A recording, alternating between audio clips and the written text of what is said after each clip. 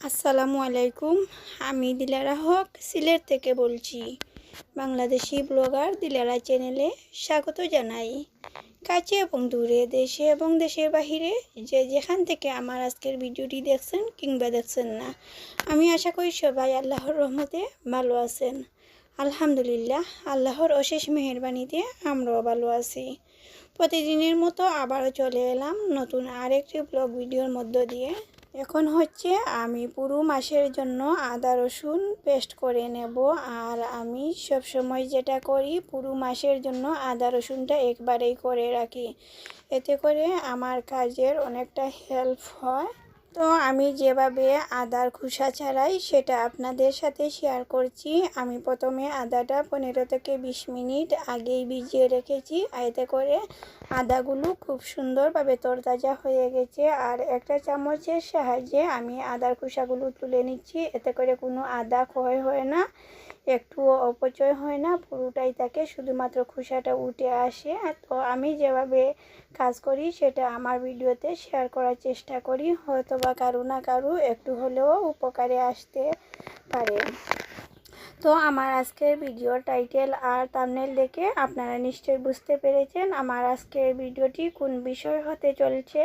আশা করি যারা যারা আমার ভিডিওটিতে ক্লিক করেছেন পুরো ভিডিওটি জুড়ে থাকবেন। আর ভিডিওটি সম্পর্কে ভালো মন্দ অবশ্যই কমেন্ট করে জানাতে ভুলবেন না। ভিডিওটির কোনো অংশ যদি ভালো লেগে থাকে ভিডিওটিতে একটি লাইক দিয়ে পুরো ভিডিওটি কন্টিনিউ করবেন। আর যদি আপনি আমার চ্যানেলে আজ নতুন ভিজিট করে থাকেন, আমার ভিডিওর কোনো অংশ যদি আপনার কাছে একটু হলেও ভালো লেগে থাকে, আমার এই ছোট্ট চ্যানেলটি সাবস্ক্রাইব করে পাশে থাকা বেল বাটনটির অল অপশনটি চেপে দিবেন। এতে করে আমার দেওয়া পরবর্তী ভিডিও নোটিফিকেশন সবার আগে আপনার মোবাইলে চলে যাবে। আর যদি আপনি অলরেডি এই কাজটি করেই থাকেন তাহলে আপনাকে অসংখ্য ধন্যবাদ। কথা বলতে বলতে আবারও চলে এলাম মূল প্রসঙ্গে। তো আজকের ভিডিও টাইটেল দেখে যেটা বুঝতে পারছেন, সুনিয়া আপুকে নিয়ে আমার আজকের ভিডিওটি হতে চলছে। তো সুনিয়া আক্তার রিমা আপুকে কম বেশি সবাই চিনেন। আর যারা যারা সুনিয়া আপুর ভিডিও দেখেন তারা সবাই তো আর জানেনই। সুনিয়া আক্তার রিমা আপুকে নিয়ে আজ কিছু কথা না বলে পারছি না, আজ বলতে বাধ্য হলাম। সুজন ভাইয়ের বিয়ে থেকে শুরু করে অনেকগুলো ভিডিও দেখেছি, জানি না আর কারা কারা সুনিয়া আপুর ভিডিও দেখেন। সুনিয়া আপু একেবারে বউ দেখা থেকে শুরু করে আজ অবধি ভিডিও দিচ্ছেন নতুন বউ মিথিলা বাবিকে নিয়ে। সুনিয়া আপু আমাদের সিনিয়র, আর আমরা যারা নতুন ছোটো ছোটো কন্টেন্ট ক্রিয়েটররা আছি, আমরা আমাদের সিনিয়র আপুদের কাছ থেকে শিখি, তাদের ভিডিও ফলো করি। আমাদের ভিডিও থেকেও কেউ কেউ কিছু শেখার জন্য দেখে, তাই আমরা চেষ্টা করব আমাদের ভিডিওতে শিক্ষণীয় কিছু উপস্থাপন করতে। জানি না কতটুকু কাউকে কতটা শেখাতে পারছি আর কে কতটুকু শিখতে পারছে। তো অবশ্যই আপুদের যখন সুন্দর সুন্দর কমেন্ট পাই তখন মনের মধ্যে একটা সার্থকতা জাগে যে ভিডিও বানানোর কারণে হয়তো বা আপু একটু হলেও উপকৃত হয়েছে আর এত সুন্দর একটা কমেন্ট করেছে। তবে হ্যাঁ, আসল কথা হচ্ছে সুনিয়া আপুকে নিয়ে বিষয়টা হচ্ছে চ্যানেলটা যেহেতু সুনিয়া আপুর, আপু কোন ধরনের ভিডিও আপলোড দিবেন সেটা একমাত্র আপুর ব্যক্তিগত। আপু ভিডিওতে কি দেখাবেন আর ভিডিওটি ছাড়েন দর্শকের উদ্দেশ্যে, ভিউয়ার্সরা ভিডিও দেখবে, কারো খারাপ লাগবে কারো ভালো লাগবে, এটাই স্বাভাবিক।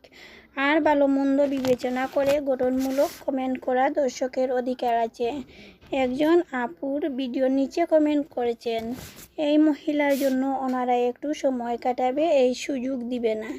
এই ডাইনি মহিলা শুধু ভিডিও করা নিয়ে ব্যস্ত হয়ে পড়বে, একটু সময় কাটাতে দিবে না এই মহিলা। এই সময়ও এমন করেছে। তো আমার মনে হয় শুধুমাত্র সুনিয়া আপুর ইচ্ছাতে ভিডিওগুলো করা হয় না, সুজন ভাইয়েরও সম্মতি আছে।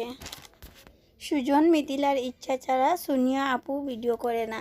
সুজন ভাই হয়তো সুনিয়া আপুর ইনকামের কথা ভেবে ক্যামেরার সামনে বউ নিয়ে আসে। এগুলো সব আমার মনে হয় কাল্পনিক। সাজানো নাটক।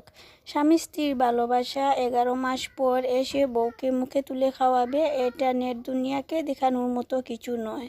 বোনের ইনকামের জন্য মিথিলা ভাবির মতো লাজুক একটা মেয়েকে নেট দুনিয়ায় ছড়ানো হয়। মেয়েটা হয়তো নতুন বউ বলে কিছু বলতে পারছে না, কিন্তু দেখলে বোঝা যায় মিথিলা অনেক লজ্জাবতী। আমার আজকের ভিডিওটি যদি সোনিয়া আপু বা সুজন ভাই কেউ দেখতে পান তাহলে আপনার উদ্দেশ্যে বলছি, সামান্য ভিউজের জন্য নিজের বউকে বোনের ভিডিওতে না দেখাতে। স্বামী স্ত্রীর ভালোবাসা মানুষকে দেখিয়ে নয়, প্রত্যেকটা স্বামী স্ত্রীর ভালোবাসা এভাবে আছে, কিন্তু মানুষকে দেখিয়ে নয়। মানুষকে দেখানোর বিষয় হলে প্রত্যেক স্বামী স্ত্রী তাদের ভালোবাসা ভিডিওতে প্রকাশ করত।